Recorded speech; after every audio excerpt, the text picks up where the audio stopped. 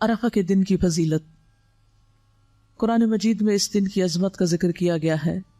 وَالسَّمَاءِ ذَاتِ الْبُرُوجِ وَالْيَوْمِ الْمَوْعُودِ وَشَاهِدٍ وَمَشْهُودٍ، قسم ہے برجوں والے آسمان کی اور اس دن کی جس کا وعدہ دیا گیا ہے، اور حاضر ہونے والے کی اور جس کے پاس حاضر ہوا جائے، یعنی وَشَاهِدٍ وَمَشْهُودٍ، اور مشہود سے مراد عرفہ کا دن ہے جس میں سب لوگ ایک جگہ پر حاضر ہوتے ہیں۔ یہاں اللہ سبحانہ وتعالی نے 3 چیزوں کی قسمیں کھائی ہیں۔ ایک بروج کی، بڑے بڑے برجوں کی قسم کھائی ہے جو اللہ کی قدرت کی نشانیوں میں سے بڑی نشانیاں ہیں، اور پھر دوسرے قیامت کے دن کی، وہ دن جس کا وعدہ دیا گیا ہے، والیوم الموعود، اور تیسرے وشاہد ومشہود، حاجیوں کی اور جو عرفہ کے میدان میں حاضر ہوں۔ یہ بھی اللہ کی نشانیوں میں سے ایک بہت بڑی نشانی ہے۔ تو آپ دیکھیے کہ یہاں پھر قیامت کا ذکر ہے عرفہ کے دن کے ساتھ۔ قیامت جمعے کے دن کو آئے گی، تو آج کے دن جو سبق ہم نے سیکھنے وہ خاص طور پر آخرت کے گھر کی یاد دہانی، کہ اس کو یاد کرتے رہنا ہے، اپنی موت کو یاد کرنا ہے، تاکہ ہمارے اعمال تیز ہوں، زیادہ ہوں، بہتر ہوں، اور دوسری طرف اپنی عبادات کی اصلاح، خصوصاً نماز کی اصلاح، اور تیسری طرف ذکر کی عادت، اٹھتے بیٹھتے چلتے پھرتے۔ اور اس دن کی مناسبت سے خصوصی عبادت جو ہے وہ روزے کی عبادت ہے۔ آپ صلی اللہ علیہ وسلم سے عرفہ کے دن کے روزے کے بارے میں پوچھا گیا تو آپ نے فرمایا گزرے ہوئے سال اور آنے والے سال کے گناہوں کا کفارہ ہے، یعنی اس روزے کی بہت بڑی فضیلت ہے۔ 2 سال کے گناہ اس سے معاف ہوتے ہیں جب کوئی شخص اس کا اہتمام کرے۔ اور پھر ہاتھ اٹھا کر بکثرت دعائیں کرنے کا دن ہے۔ ایک ہے ہم دل میں دعا کرتے رہتے ہیں، لیٹ کے دعا کر لی، بیٹھ کے کر لی، سوچا تو کچھ کر لی، لیکن ایک یہ ہے کہ ہاتھ اٹھا کے دعا کرنا۔ اسامہ بن زید کہتے ہیں کہ میں میدان عرفات میں رسول اللہ صلی اللہ علیہ وسلم کا ردیف تھا، آپ نے دعا کے لیے ہاتھ اٹھائے تو آپ کی اونٹنی ایک طرف کو جھکنے لگی اور اس کی لگام گر گئی، چنانچہ آپ نے ایک ہاتھ سے رسی کو پکڑ لیا اور اپنے دوسرے ہاتھ کو اٹھائے رکھا۔ یعنی آپ نے عرفہ کے دن جتنی دعائیں بھی کی وہ ہاتھ اٹھا کے کی، حتیٰ کہ جب آپ کی اونٹنی کی لگام گر گئی تو آپ نے اس کو بھی ایک ہاتھ سے پکڑا، دونوں ہاتھ نہیں لگائے، اور ایک ہاتھ اٹھائے رکھا۔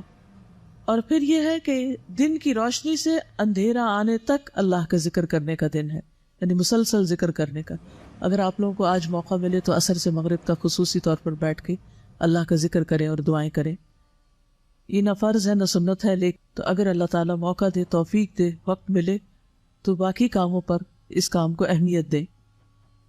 نبی صلی اللہ علیہ وسلم قصواء پر سوار ہو گئے، حتیٰ کہ مقام وقوف پر تشریف لائے، اپنی اونٹنی قصواء کا پیٹ پتھروں کی طرف کر دیا، یعنی وہیں رکے رہے، یعنی پہاڑوں کی طرف منہ کر لیا، اور جبل المشات کو جو کہ ریت کا بڑا ٹیلا تھا اپنے سامنے کیا، قبلہ رخ ہوئے اور پھر وہیں رکے رہے حتیٰ کہ سورج غروب ہو گیا۔ اتنی دیر تک دعائیں کی، اور ٹکیا کے غائب ہو جانے کے بعد کچھ زردی بھی ختم ہو گئی تو پھر آپ اس جگہ سے ہلے، یعنی اتنی طویل دعائیں کی تھی آپ نے۔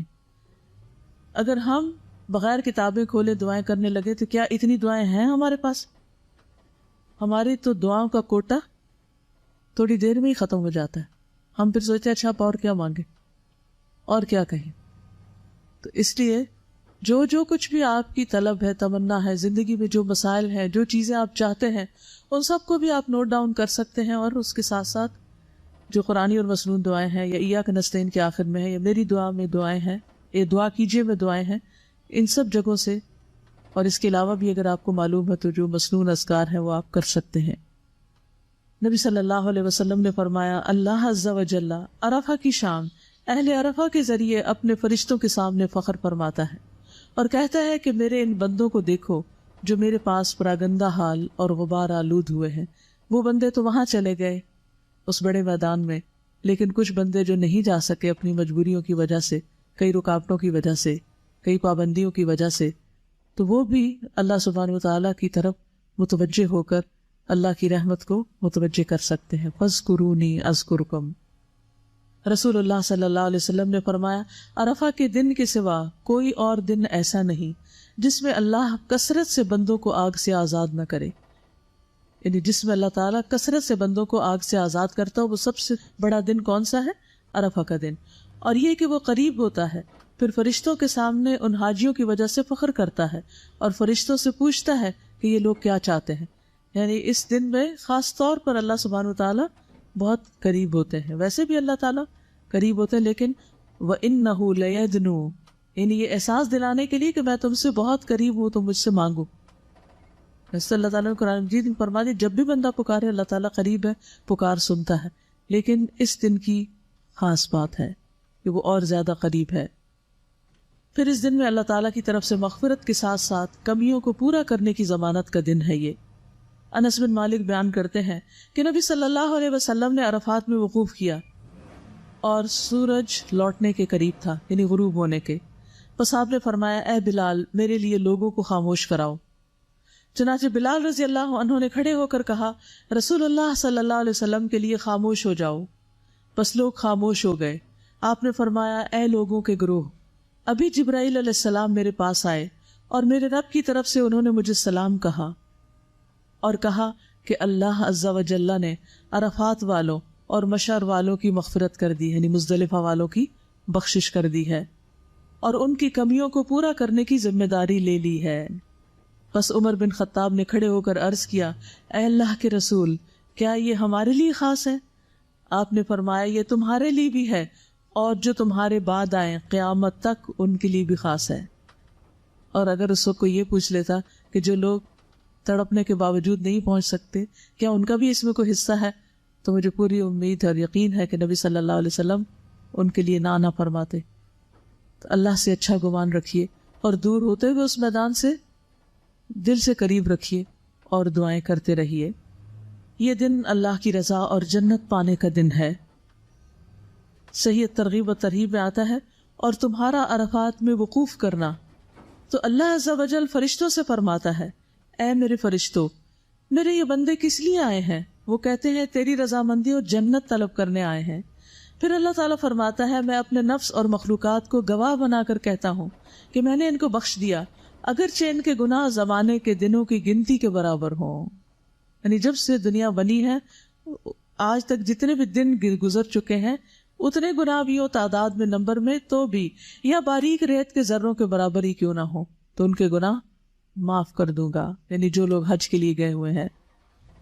نبی صلی اللہ علیہ وسلم نے فرمایا تمہارا دوپہر کے بعد عرفات میں کھڑے ہونا تو اللہ تعالیٰ آسمان دنیا پر نازل ہوتا ہے اور فرشتوں سے تم پر فخر کرتا ہے. فرماتا ہے میرے بندے میرے پاس کھلے اور گہرے راستے سے پراگندہ حالت میں آئے جو میری جنت کے امیدوار ہیں.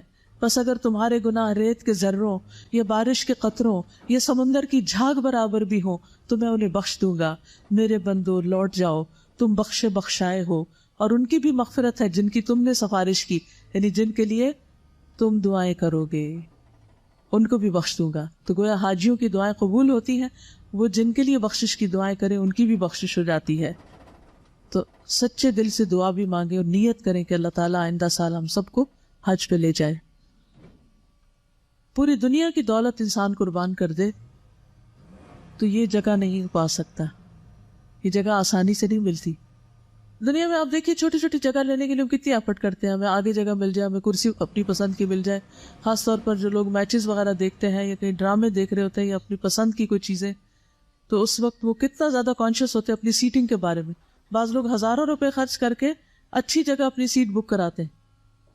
تو سوچئے عرفات کے میدان کی سیٹ بکنگ کے لیے اگر کچھ خرچ کرنا پڑے تاکہ سارے گناہ معاف ہو جائیں تو اس سے بڑا کامیاب سودا اور کیا ہو سکتا ہے.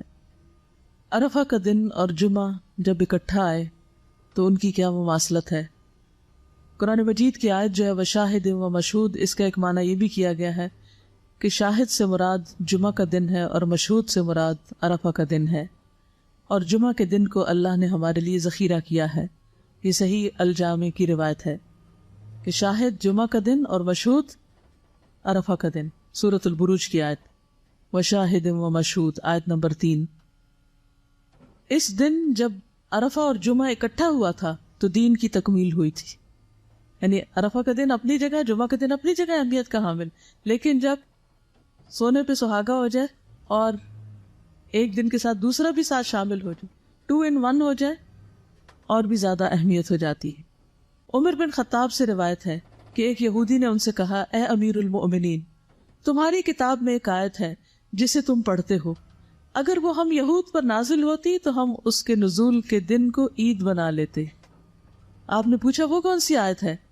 اس نے جواب دیا، الیوم اکملت لکم دینکم واتممت علیکم نعمتی ورضیت لکم الاسلام دینا، آج میں نے تمہارے لیے تمہارے دین کو مکمل کر دیا اور اپنی نعمت تم پر تمام کر دی۔ یعنی سب سے بڑی نعمت مل گئی کہ پورا دین ہمیں ملا اور تمہارے لیے دین اسلام کو پسند کیا۔ عمر رضی اللہ عنہ نے فرمایا کہ ہم اس دن اور اس مقام کو خوب جانتے ہیں۔ جب یہ آیت رسول اللہ صلی اللہ علیہ وسلم پر نازل ہوئی اس وقت آپ عرفات میں جمعہ کے دن کھڑے ہوئے تھے۔ حضرت عمر نے کیا کہا کہ میں اس دن کو خوب جانتا ہوں جب یہ آیت نازل ہوئی تھی۔ کہاں نازل ہوئی تھی؟ عرفات کے دن جو جمعہ کا دن تھا، اور یہ دن کئی سالوں بعد آتا ہے۔ مجھے اچھی طرح یاد ہے کہ آخری تعلیم القرآن جس کی میں نے تکمیل کی تھی وہ جمعہ کا دن بھی تھا، عرفہ کا دن بھی تھا، تکمیل کا دن بھی تھا، اور اس کے ساتھ ساتھ یعنی روزہ بھی تھا۔ اور جس وقت تکمیل ہو رہی تھی اس وقت بالکل دن کا آخری حصہ تھا، یعنی دعا ہو رہی تھی اور اس وقت ساتھ تکمیل ہو رہی تھی اور ساتھ افطار ہو گئی تھی۔ تو اور اس میں کچھ بھی پلان نہیں کیا، یعنی جب کورس شروع ہوا تو دور پار بھی خیال نہیں تھا، حتیٰ کہ آخری مہینے کے آخری ہفتے میں بھی یہ خیال نہیں آیا کہ یہ سب کچھ اللہ تعالیٰ اکٹھا کر دیں گے۔ تو یہ سب کچھ جب اکٹھا ہو گیا تو پھر واقعی دل سے اللہ کا شکر ادا کیا، کیونکہ انسان چاہے بھی تو اپنی مرضی سے ان چیزوں کو اکٹھا نہیں کر سکتا کہ اس کے قرآن کی تکمیل بھی ہو، لوگ بھی جمع ہوں، اجتماعی دعا بھی ہو رہی ہو، اور پھر روزے سے بھی ہو انسان، اور اس کے ساتھ ساتھ جمعہ بھی ہو اور عرفہ بھی ہو۔ تو یہ اللہ سبحانہ تعالیٰ کی بہت بڑی نعمتوں میں سے ایک نعمت ہوتی ہے، اور اللہ تعالیٰ ہمیں ان نعمتوں پر شکر گزار بنائے اور ہمیں بار بار ایسے مواقع عطا کرے۔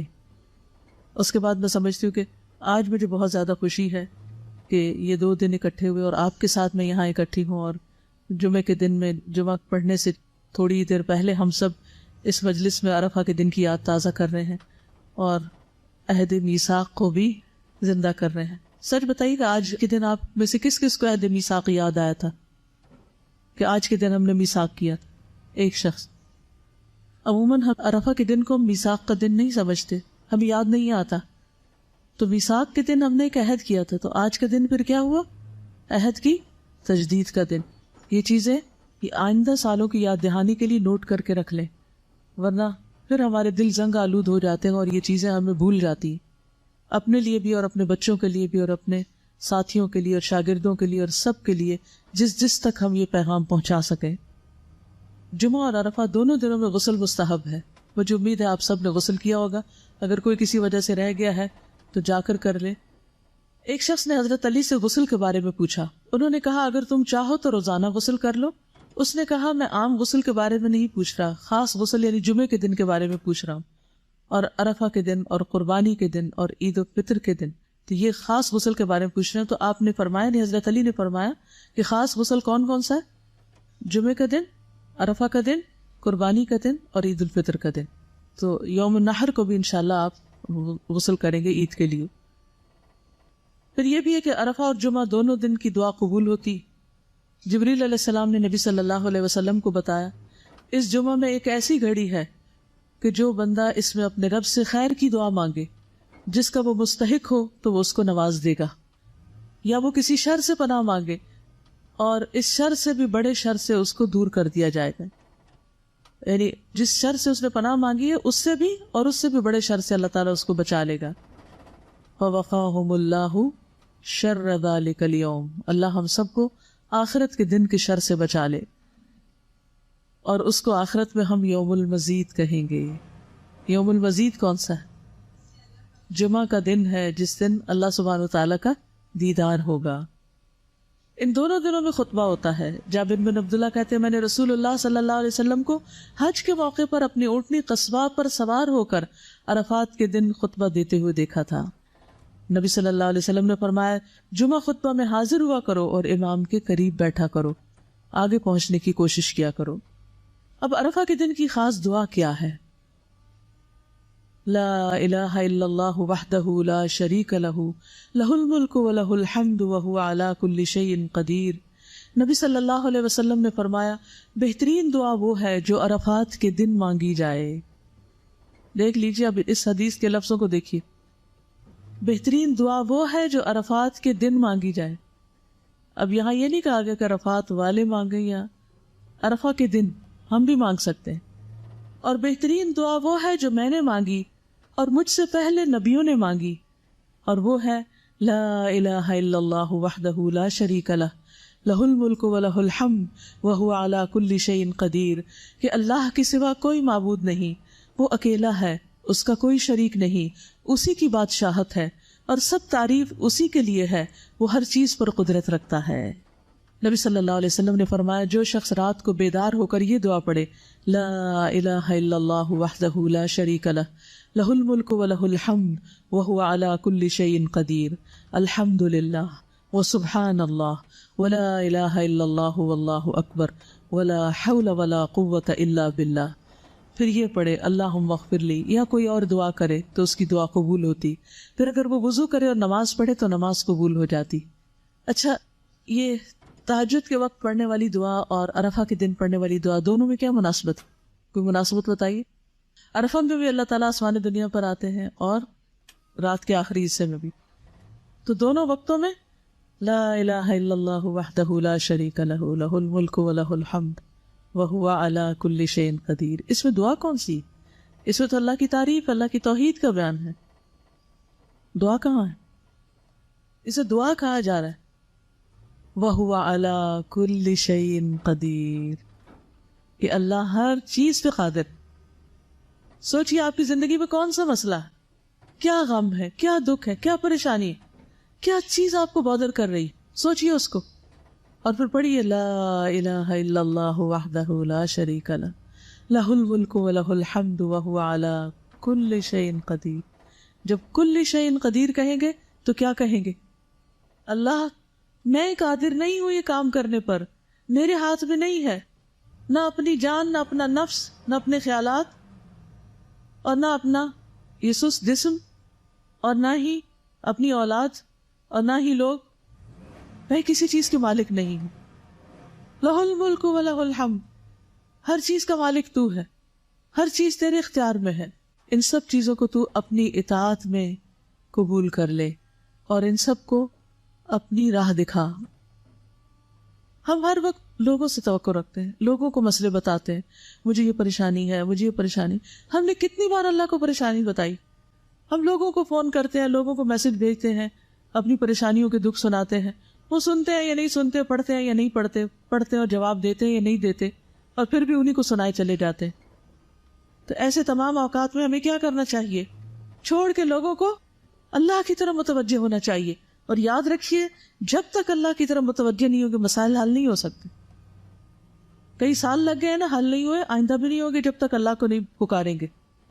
تو میں آپ میں سے ہر ایک کو، جو بھی میری بات سن رہا ہے، ایک ایک کو یہ تاکیداً کہوں گی کہ جو بھی زندگی میں آپ کے مسئلہ ہے، جو بھی دکھ اور پریشانی، اس سب کو دل میں لا کر، رو کر، اللہ کی قدرت اور اس کی ملک اور اس کی توحید کا واسطہ دے کر اسی سے دعا کیجیے کہ اللہ تو اس پریشانی کو دور کر دے۔ پھر آپ دیکھیں مسئلے کتنی جلدی حل ہوتے ہیں۔ بندے کسی چیز پہ قادر نہیں ہے، جو قادر ہے اس کو پکاریے۔ میں ہمیشہ سوچتی ہوں اللہ تعالیٰ اس کو کیا سوچتا ہوگا، کیا کہتا ہوگا کہ کام تو میں کر سکتا ہوں اور بتا یہ لوگوں کو رہا ہے جو کسی چیز پہ قادر نہیں، سب کچھ تو میرے اختیار میں ہے اور دیکھ یہ لوگوں کی طرف رہا ہے۔ یہ تو ایسے ہی ہے نا جیسے ہمیں سخت پیاس لگی ہو اور جس شخص کے ہاتھ میں پانی کا گلاس ہو اس کو اگنور کر کے دوسروں کو کہے پانی پلا دو، پانی پلا دو، جن کے ہاتھ میں پانی ہے ہی نہیں۔ بتائیے بندوں کے ہاتھ میں کیا ہے؟ کچھ بھی تو نہیں۔ پھر کیوں نہیں ہم اللہ کی طرف راغب ہوتے؟ کیوں نہیں اس کی طرف توجہ کرتے؟ تو آج آپ نے کثرت سے جو ذکر کرنا ہے اور جو دعا بار بار پڑھتے رہنا ہے وہ یہی دعا ہے، اور اس کو سامنے رکھ کے 3 دفعہ پڑھا، 5 دفعہ پڑھا، 7 دفعہ پڑھا، پھر اس کے بعد جو دل میں دکھ ہے، غم ہے، پریشانی، پھر اس کا ذکر کیا، اللہ میرا یہ دکھ دور کر دے، اللہ میری یہ ضرورت پوری کر دے، اللہ میری پریشانی دور کر دے۔ پھر آپ دیکھیں گے کہ کیسے مسائل حل ہوتے ہیں۔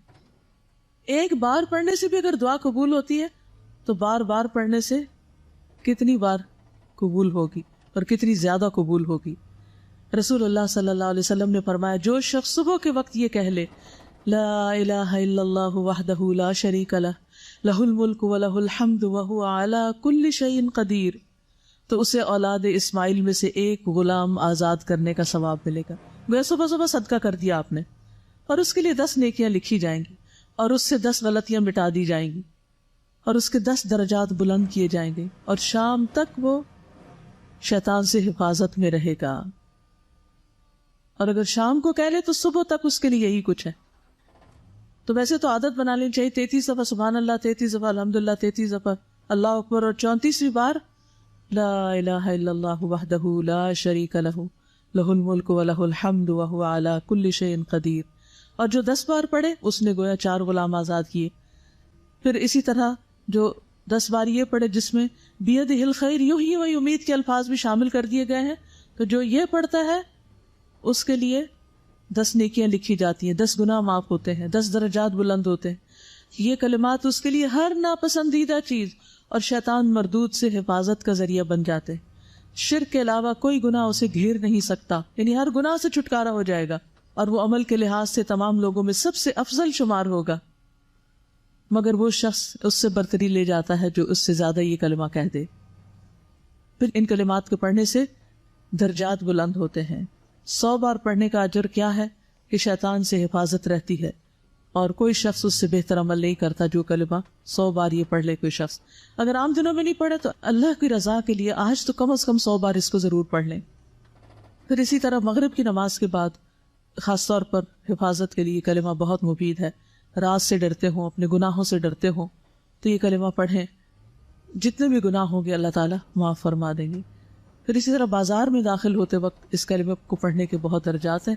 10 لاکھ یعنی 1 ملین نیکیاں لکھی جاتی ہیں اس شخص کے لیے جو بازار میں داخل ہوتے وقت یہ کلمہ پڑھتا ہے. کچھ لوگوں کے گھر بھی بازار میں سے گزر کے آتے ہیں تو ہر روز عادت بنا لیں کہ بازار سے گزرتے ہوئے یا گاڑی بھی گزر رہی ہو آپ کی تو یہ کلمہ پڑھ لیں.